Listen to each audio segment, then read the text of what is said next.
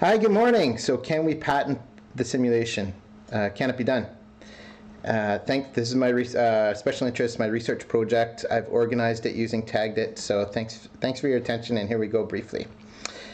So you can't patent reality. That's if you contact a lawyer and say, I want to patent simulation realities, well, you can't.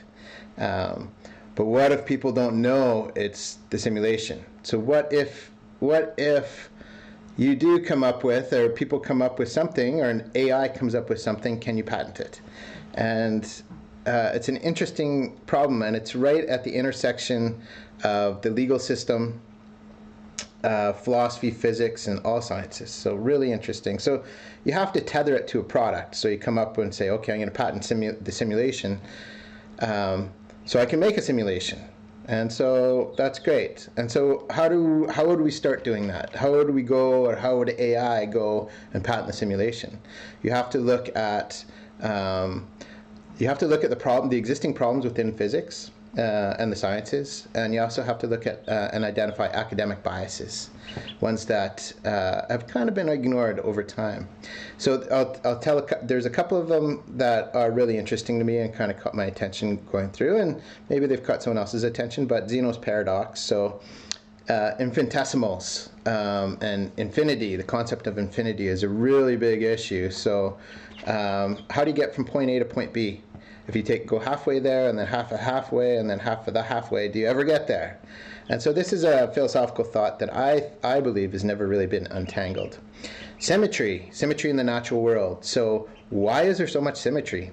So if you look at animals, if you look at plants, there's all some type of symmetry that leads to some type of geometry.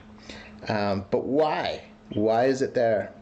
And so then you go back and you look at all of humanity's knowledge so far. Can we reconnect it in different ways to solve some of these outstanding philosophical issues?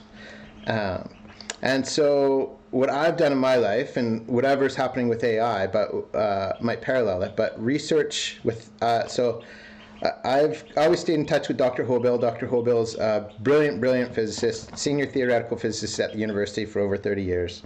One of his best students of all time, Dr. Brett Teeple. Dr. Brett Teeple is an absolute genius's genius. And here's an image of him. But just a brilliant human. I can't say enough about him.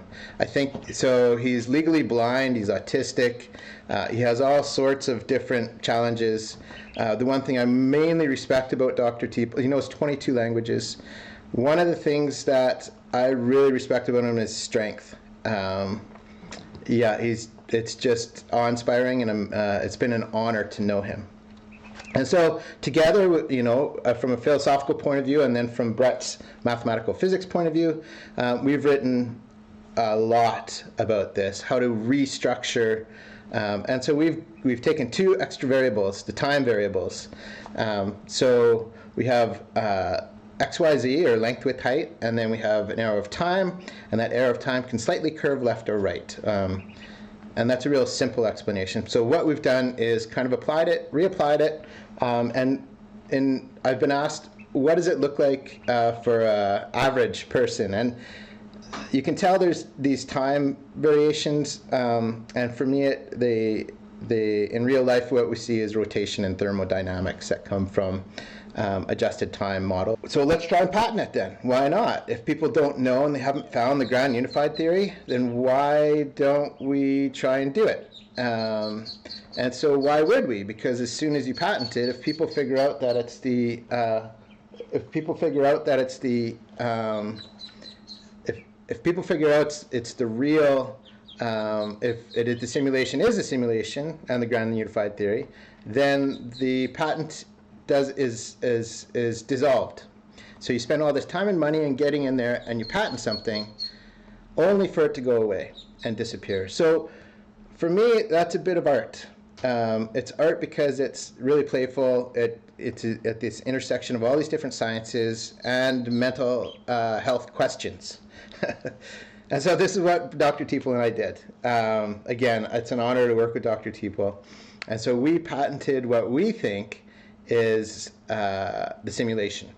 And so we've gone through and made all these predictions and so on and so forth. So one of the other really great discoveries that came along the way. So if you look back over time and you see all the scientists and they're making their discoveries and kind of changing and battling, you see a lot of politics enter into the physics science, and it's really bizarre. It's all this bias, it's all this judgment, it's all these colleagues kind of poking fun and trying to figure out who's got the biggest ego.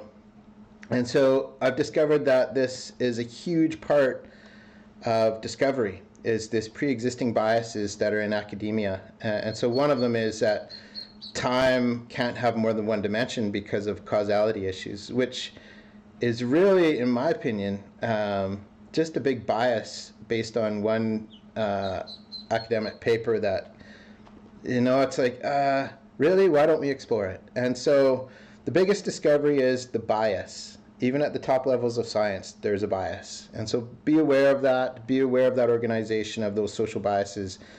And so my hope for future scientists and future researchers is that they can be aware. And so this is kind of the reason that I tagged it too, is so that what it does is come in and it helps you identify your own biases so you can do research better and you can think better.